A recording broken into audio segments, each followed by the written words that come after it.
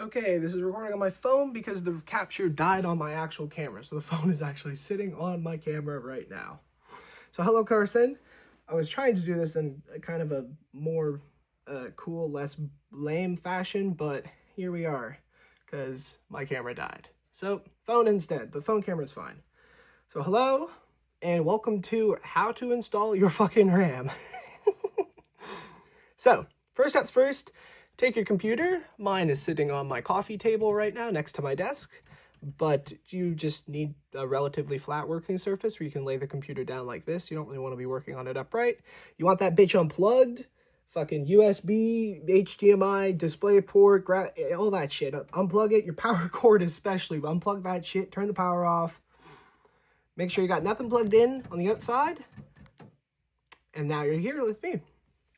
So, once you're all unplugged, you're going to want to make sure that you ground yourself, because I know you got carpet. I got carpet in my basement. Fucking only place in my house that does, conveniently, but that's all right. So just want to be aware of static electricity. Don't be rubbing your feet around. And see if you can find anything made out of metal. Typically your case will be made out of metal. Mine is. Shit like this. Anything that's magnetic that you can find, just try and get a good grip on. Like this part of my case, I can sit here and get a good grip on this. It just discharges your static electricity because that shit can shock stuff around your RAM. Probably not your actual RAM, but the capacitors and stuff that lie around it. So, first you're going to locate your RAM. It should be to the right of your cooler. This is my cooler right here. And these are my 2 sticks of RAM. You should have 2 sticks. If you have 4, well, it wouldn't make any sense. So, you should have 2. So, first, you're going to want to take note of which slots you're in. You should have 4 slots for your RAM. I have 4. You should also have 4. And you're going to want to note which ones they're in. They have names for these, like A1, B1, A2, B2, but I'm not going to go by that. We're just going to left to right. 1, 2, 3, 4. 4 being the one furthest to the right, left, 1 being the one furthest to the left. Sorry. So, identify which slots these are in because this is crucial. It's always going to be 2 apart. You're either going to be in 1 and 3 or 2 and 4. I'm in 2 and 4. Yours might not be the same, so take note of that and make sure that you reinstall it in the same slots because those are going to give you your fastest speeds. So, and the way to identify that is you have these little black push pins on the edges of your RAM and on the slots that aren't filled. So you can use these to tell which ones. So I'm in 2 and 4, so I'm going to take 2 and 4 and I'm going to push them back to release the RAM on this side, and then same over here, closer to my graphics card, and probably closer to your graphics card too, so this one's just gonna be a little tighter, but just get in there if you need. I'm gonna push 3 in here as well, just so I can get to 4, because my fingers are fucking fat, but not necessary. So get over here and push down 4, like so. So once you have all 4 of the push pins pushed down on each side, you just give them a little double check, then I shit you not, the RAM should come out like this. Give it a little pull. Okay, that one came out a little rougher than it did a second ago. That's all right. And then this one, yeah, okay. They should just come out like this. If the push pins are engaged a little bit, then that's fine. It'll just kind of wiggle its way out, but try and make sure they're pushed down. Did I push them both down in? Oh, no, that one has a cable behind it. It wasn't all the way out. Okay, that makes more sense. So, now that your RAM is out, you can take a look. I mean, there's not much to see. There's just a system with no RAM in it. And you'll want to get ready your new kit. So, I'm installing T-Force Vulcan DDR5 6400 megatransfer RAM. That doesn't mean a fucking thing. I have a DDR5 motherboard because my shit's pretty new. It's actually Caden's motherboard. I did a 1-for-1 trade with him because his system wasn't working and mine was, and I liked his motherboard. So I traded him mine, and I got his, and I ended up with DDR5. I mean, I already had DDR5, but a better board. So you have DDR4, same pretty much deal, just your pins here, and the key, which is this little U here. This key location is gonna be a little different, but same kind of thing. It's never in the dead center, so that's how you position the RAM the right way or the wrong way in my case many times, as you will probably see. I didn't note the orientation of the RAM when I took it out. You should, but if you don't, it's not a big problem. So basically, what you want to do is make sure that the RAM is the right orientation so that the U is not going to be sticking into nothing, because there are little slits here for the key right there, there, and there. Don't really touch your RAM slots. It's not a great idea. I don't know why I just did that, but they'll survive. But don't do that. So locate the key and try to align the orientation of your RAM with the key first try, like I never do. I will make an attempt though. And basically, with your 4 push pins pushed out, 2 per each slot on each end, you're going to want to line it up with the arse ends of the slots. Little slits on them, actually. So you'll line the RAM on either sides of that. Make sure it's nice and level. Get a good look at it to make sure it's not cockeyed or anything or crooked. And then just kind of push and hope it's the right way. Mine does not appear to be the right way, like always. So I'm going to flip it around, do the same thing, line it up, and then start applying pretty much even force. Well, that was the right way. Apply even force, and you should hear a click on each end. My click was actually not a click. I lied. Fuck, maybe I do have it the wrong way. Oh, no, I don't. Sorry. Got a mistake in there. So you're going to want to hear clicks. I didn't hear clicks the first time. That's why I thought maybe it was half in, but it wasn't even pushed in yet.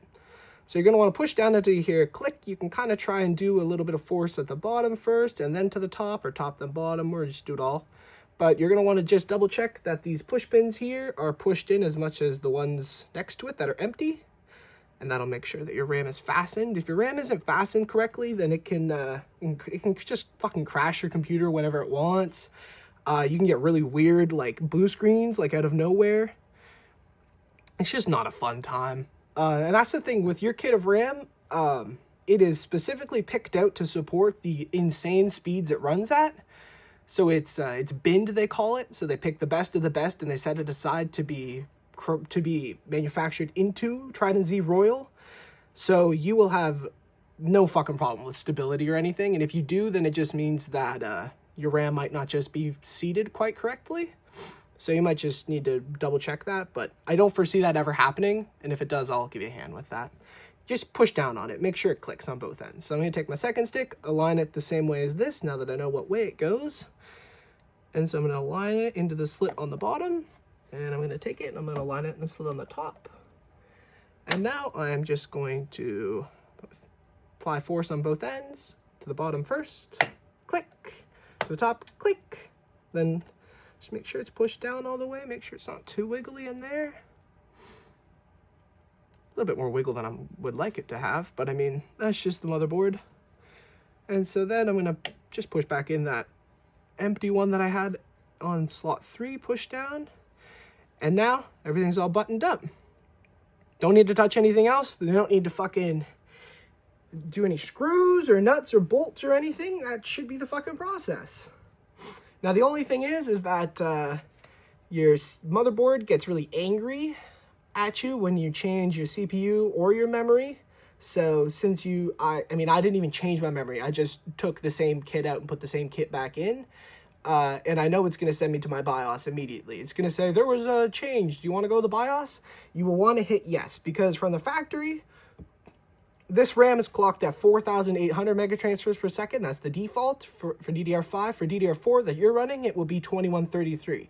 That's why when you told me yesterday that that's the speed it was running at, I was concerned, because that means you don't have your memory overclock profile on, because the speeds that they write on the box, like 4,000 in your case, 64 for mine, is not actually the speed it's rated at. That's its overclocking speed.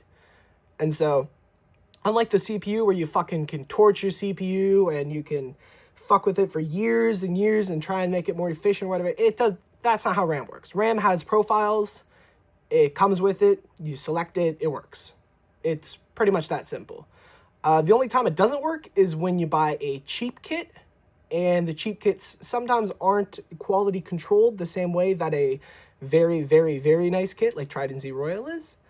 And then you'll get instability. You get like blue screens, you'll get like fucking random micro stutters and actual stutters. You'll get like system-wide freezes, but most of all blue screens.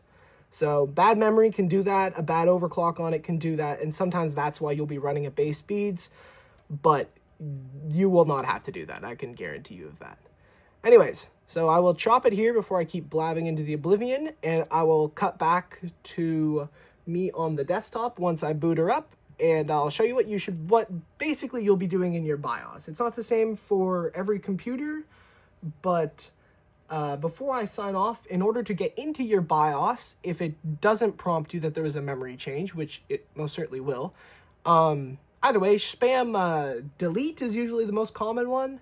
Sometimes it's F2 on the keyboard, but usually it's the delete key. So fucking rip the delete key, a new asshole, the entire time the computer is booting up, and eventually you should get into your BIOS, and from there I will chat with you. All right. Okay, hello, welcome back. This is me, second part of the RAM install.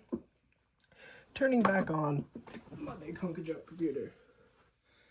So, once you got everything plugged back in, you got your power supply turned back on if you turned it off, like I did and so duly didn't note. If all goes well, then you will hopefully see this, which means your monitor waking from sleep and something surely is happening. What that something is, who the fuck knows, but just starts spamming the delete key like I like to do.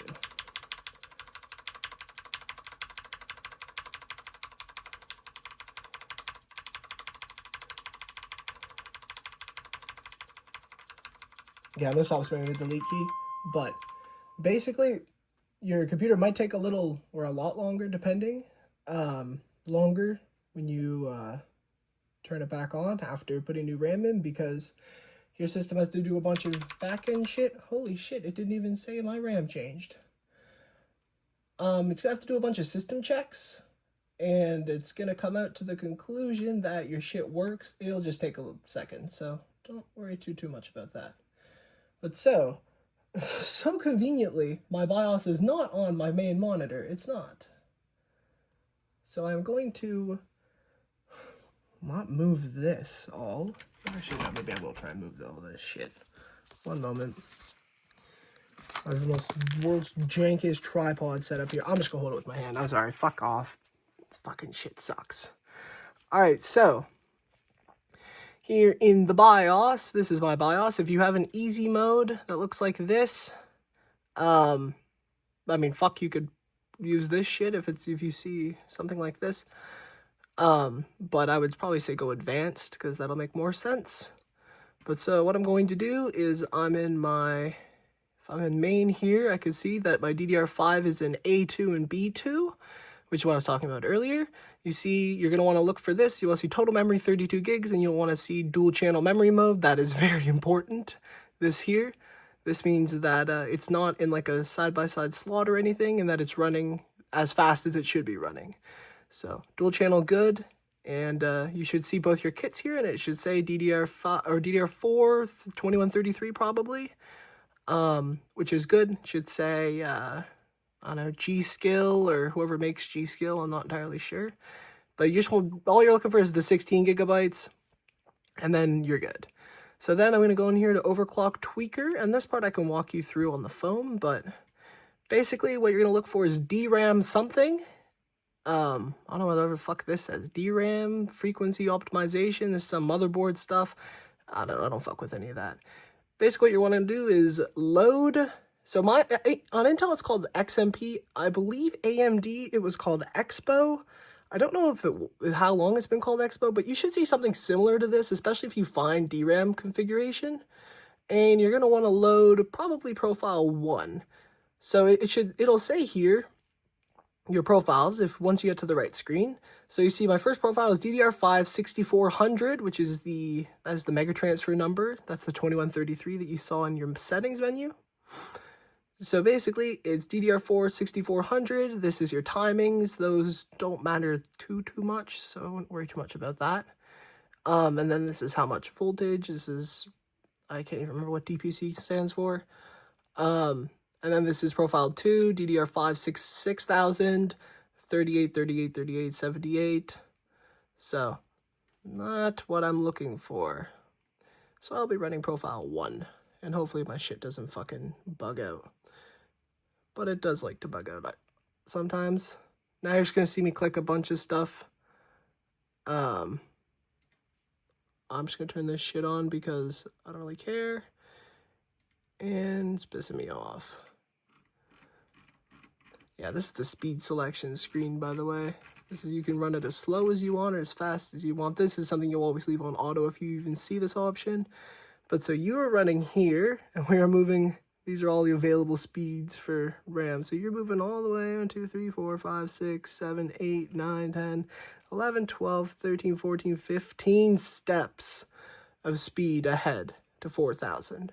See, that's DDR4's limit. DDR5 can go so much faster than that, as you can see. I don't even know if these speeds exist yet. These are theoretical, but I'm never running any, I'll never own anything that fast in my life. So, anyways, I'm blabbing here. I mean, this is going to be a bit of a blab fest. I apologize for that.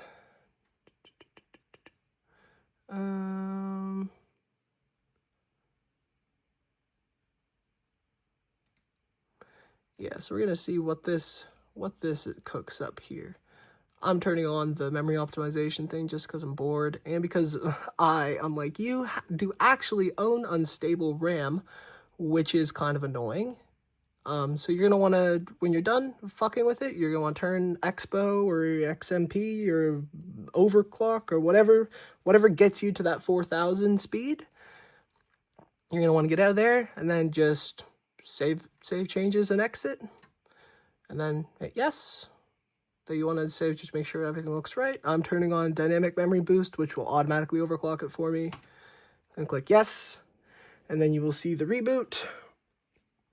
This might take a second too, because what it does is it's called training, and what it does is it checks for errors, because your RAM will always have errors because there is so much of it. Like if you think about it, like 32 gigabytes, it's a lot of storage space, and the way RAM works is completely different from other storage. So it gets a lot of errors, and so it has to kind of smooth itself out and get rid of all the errors before it can actually run. So that's why you'll see my system will take an exceptionally long time to boot, which if you ever do upgrade to DDR5 will be something you have to live with.